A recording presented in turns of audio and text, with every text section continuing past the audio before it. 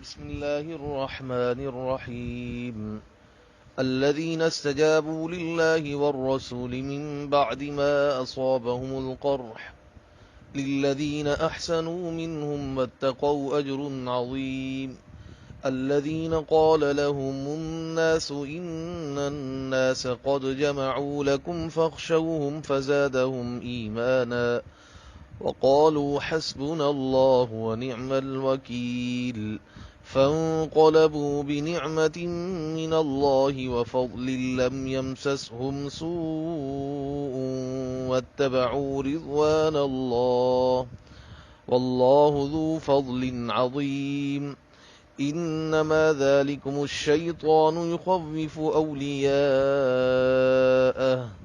فلا تخافوهم وخافون إن كنتم مؤمنين صدق الله مولانا العظيم. अल्लाह तबारक व ताला इन आयत सगोरिन में ॿिनि वाक़ियनि जो तज़किरो फरमायो आहे. हिकिड़ो वाक़ियो ग़ज़वाए उहुद सां आहे. वाक़ियो ही आहे त जॾहिं मुसलमाननि इज्तिहादी ग़लती कई त उन इज्तिहादी ग़लतीअ जे करे मुसलमाननि खे सहाबा किराम रिज़वानुल्लाहि अलैहिम अजमईन जी जमात खे नुक़सान खणो पियो. जॾहिं अबू सुफ़ियान वारा ग़ज़वाए उहुद जे मैदान खां वञण लॻा त पोइ ऐलान कयऊं त ॿिए साल वरी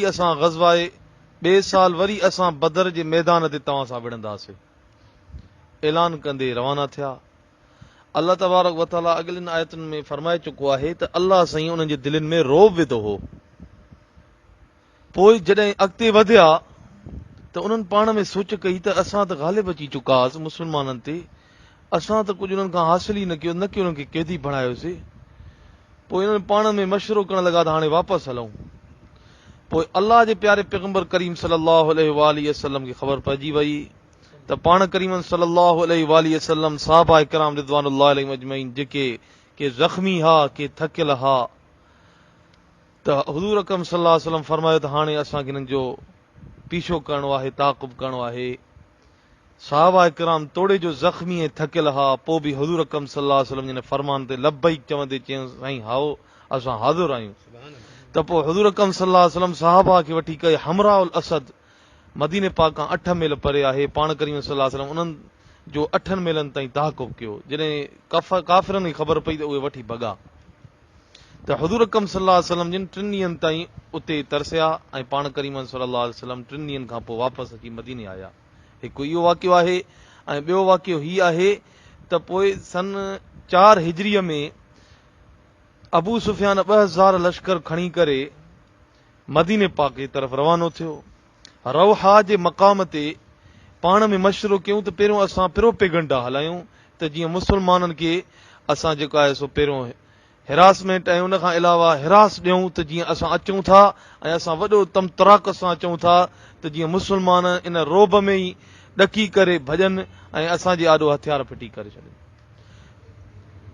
पोइ उन्हनि छा कयो त महबद ख़ज़ाई ईमान न आंदो हुयईं, पर हुज़ूर अकरम सल्लल्लाहु अलैहि वसल्लम जी दिलि में मोहबत हुयसि.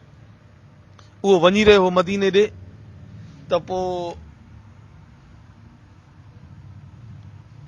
उनखे चयूं त वञी करे प्रोपेगंडा करे त असां वॾो तमतराक सां अचूं था त जीअं उन्हनि जे मुसलमाननि जी दिलि में रोब छांइजी वञे. त पोइ महबद ख़ज़ाई जवाबु ॾिनुनि त हुज़ूर अकरम सल्लल्लाहु अलैहि वसल्लम जा जेके सहाबी अथव न उन्हनि सां तव्हां मुक़ाबिलो कॾहिं बि न करे सघंदव. उन्हनि में ईमानी गैरत आहे, हुज़ूर अकरम सल्लल्लाहु अलैहि वसल्लम सां मोहबत आहे. ऐं हू जेको आहे सो बिना साज़ो सामान जे बि ईअं विढ़ंदा आहिनि जो साज़ सामान वारो बि उहा दिलेरी न ॾेखारे सघंदो आहे जेको बग़ैर साज़ो सामान जी दिलेरी ॾेखारींदा आहिनि. तव्हां हुन सां न विढ़ी सघंदव. रहंदो काफ़िरनि जी दिलि में रोब पइजी वियो. पोइ हिननि सोचियो त असांखे प्रोपेगंडा करणी आहे. पहिरियों असांखे मुसलमाननि जे दिलनि में को पंहिंजो ख़ौफ़ विहारणो आहे. छाकाणि प्रोपेगंडा अहिड़ी शइ आहे जो कूड़ खे सच ऐं सच खे कूड़, यानी दिलेर खे ईअं सम्झो त बुज़दिल ऐं बुज़दिल खे दिलेर बणाईंदी आहे. हुननि बि इहा ई सूरत हाल, उन्हनि जे दिलनि में इहा ई ऐं रोब वेठल मुसलमाननि जो ऐं सहाबा जो. पोइ अब्दुल कैस जे क़बीले वारा रवाना थियण वारा हुआ मदीने पाक ॾे तिजारत जे सिलसिले में. उन्हनि खे कुझु लालचूं ॾेई टीकरा टाकरा ॾेई करे चयूंसि त असांजी वञी करे तमतराकत ॿुधाइजे असांजो वञी करे ॿुधाइजनि त अचूं असां वॾो ईअं सम्झो त सादो सामान सां अचूं था ऐं असां हमिलो करण वारा आहियूं। पोइ अब्दुल कैस वारा जॾहिं मदीने पाक पहुता त हुज़ूर अकरम सल्लल्लाहु अलैहि वसल्लम साहबा इकराम रिज़वानुल्लाह अलैहिम अजमईन खे चवण लॻा त हू वॾो सादो सामान सां अचनि था, वॾियुनि तयारियुनि सां अचनि था, तव्हांखे न छॾींदा। अलाह साईं साहबा इकराम जी वस बयानु कंदे फरमाई आहे त जॾहिं उन्हनि इहा ॻाल्हि ॿुधी त रहंदो ईमान उन्हनि जो जज़्बे सां वधी वियो ऐं शहादत जे ईअं सम्झो त पोयां ईअं सम्झो त ईअं तमन्ना करण लॻा त असांखे बसि शहादत ई शहादत मिले। अल्लाह तबारक व तआला इन्हनि आयतुनि सगोरियुनि में इन्हनि ॿिन्ही वाक़िअनि जो तज़किरो फरमायो आहे। अल्लाह साईं फरमाए थो त जिन पाण खे फट पहुचण खां पोइ अल्लाह ऐं रसूल जो हुकुम क़बूल कयो, उन्हनि मां जिन चङाई कई ऐं ड्रिना, तिन लाइ वॾो अजुर आहे। जिन खे माण्हुनि चयो त काफ़िरनि माण्हुनि अवां लाइ लश्कर गॾु कयो आहे, तंहिं करे खाउन डिॼो, पोइ उन चवण हथऊं उन्हनि जो ईमान वधायो। रिवायतुनि में अचे थो त हुज़ूर अकरम सल्लल्लाहु अलैहि वसल्लम जिन रहंद उन्हनि जे मथां चढ़ाई कई, पाण करीम सल्लल्लाहु अलैहि वसल्लम 15 सवनि जे लश्कर सां अची करे उन्हनि जे मथां चढ़ाई कई ऐं हू वठी करे भॻा। पाण करीम सल्लल्लाहु अलैहि वसल्लम जिन 3 ॾींहं लगातार उन जॻह ते रहिया ऐं 3 ॾींहंनि में हू वेझो बि न आया ऐं 3 ॾींहंनि में ईअं सम्झो त ॼण तिजारत जो ईअं जेको सिलसिलो हो उहो वधियल हुयो ऐं उन्हनि 3 ॾींहंनि में ई तिजारत एतिरी थी जो साहबा इकराम रिज़वानुल्लाह अलैहिम अजमईन खे नफ़ो बि पहुतो। अल्लाह तबारक व तआला हिननि आयतुनि सगोरियुनि में फरमायो आहे त उन्हनि खे नफ़ो पहुतो, दुनियावी बि नफ़ो पहुतुनि ऐं उखरवी बि नफ़ो पहुतुनि, यानी दुनियावी बि तिजारत में बि उन्हनि खे नफ़ो पहुतो हो। तंहिंजे करे अल्लाह तबारक व तआला फरमाए थो त जिन अब्दुल कैस वारनि जॾहिं साहबा इकराम रिज़वानुल्लाह अलैहिम अजमईन खे ड्रिॼायो थी त हुननि जो जेको काफ़िरनि जो जेको लश्कर आहे उहो तमामु वॾो आहे, त जेकॾहिं ड्रिॼनि हा पर अल्लाह तबारक व तआला फरमायो त साहबा जी वस अल्लाह साईं बयानु फरमाई, उन चवण हथऊं उन जो ईमान वधायो ऐं चयऊं त असांखे अल्लाह काफ़ी आहे ऐं उहो चङो वकील ऐं भरजलो आहे। हस्बुनल्लाहु व निअमल वकील चवण लॻा। बर सूरत हस्बुनल्लाहु व निअमल वकील वॾो ईअं सम्झो त वज़ीफ़ो आहे हुसूल मक़सद जे लाइ ऐं अल्लाह तबारक व तआला जी ईअं सम्झो त इनायत हासिल करण जे लाइ, मदद हासिल करण जे लाइ इहो वॾो वज़ीफ़ो आहे। अबुल हसन शाज़िली रहमतुल्लाह अलैह बाक़ाइदगीअ सां हिकिड़ो रिसालो लिखियो आहे इन जे आयत सगोरीअ ते ऐं उन खां अलावा इहो हुसूल मक़सद जे लाइ तमामु वॾो हिकिड़ो अहम वज़ीफ़ो आहे। साहबा इकराम चवण लॻा त हस्बुनल्लाहु व निअमल वकील, अल्लाह असांजी काफ़ी आहे ऐं चङो वकील आहे। अल्लाह साईं फरमाए थो अॻिते, पोइ उहे मुस्लमान अल्लाह जे नेमत ऐं फज़ल सां मोटिया, खेनि का सख़्ती न पहुती, यानी अल्लाह तबारक व तआला दुनियावी फ़ाइदो बि ॾिनुनि ऐं उखरवी फ़ाइदो बि ॾिनुनि। अल्लाह साईं फरमाए थो अॻिते, ऐं अल्लाह जे राज़बे जे पुठियां लॻा ऐं अल्लाह वॾे फज़ल वारो ऐं अल्लाह वॾे फज़ल वारो आहे। ऐं अल्लाह साईं हिते फरमाए थो, उहो अव्हां खे जंग खां जलींदड़ शैतान खां सवाइ ॿियो नाहे जो पंहिंजनि दोस्तनि खे ड्रिॼारींदो आहे। जेकॾहिं अवीं मोमिन आहियो त उन्हनि काफ़िरनि खां न ड्रिजो ऐं मोमिन ऐं मूंखां ड्रिजो।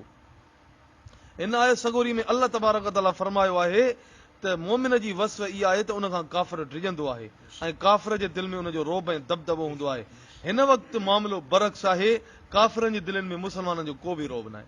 सिर्फ़ु ऐं सिर्फ़ु इन जे करे आहे त जेका उहा ईमान जी जेका नेमत आहे उहा मुस्लमाननि खां ईअं सम्झो त जेका ईमान जी जेका आला कैफ़ियत आहे उहा हिन वक़्तु खसिजी चुकी आहे।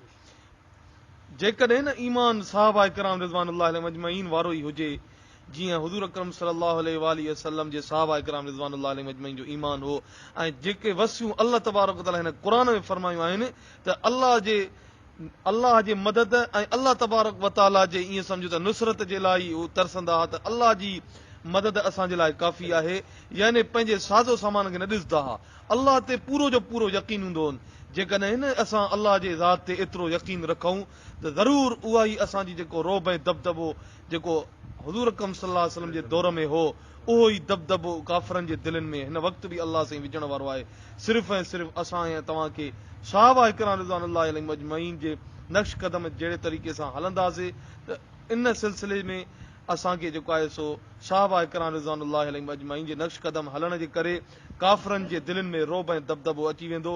न त हिन वक़्तु कैफ़ियत उहा हीअ आहे जो समूरनि मुस्लमान मुल्कनि ते हिन वक़्तु बि काफ़िर शायल आहिनि ऐं काफ़िरनि जे आशीर्वाद खां सवाइ कुझु बि चोरे पोरे नथा सघनि।